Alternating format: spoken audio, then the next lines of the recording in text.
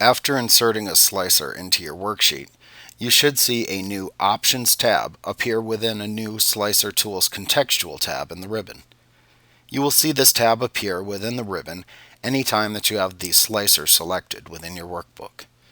You can use the buttons within this tab to modify the selected slicer settings and make other adjustments to the slicer. In the Slicer button group at the left end of this tab, you can see and edit the name of the slicer caption within the text box shown. You can also click the Slicer Settings button here to open the Slicer Settings dialog box. This dialog box allows you to edit the title of the slicer pane and set sorting and display options for the selected slicer. You can make any changes you want to apply here and then click the OK button.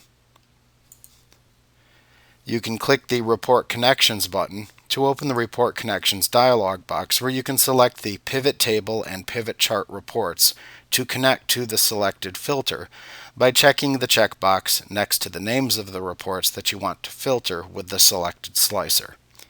You can then click the OK button to apply your choices.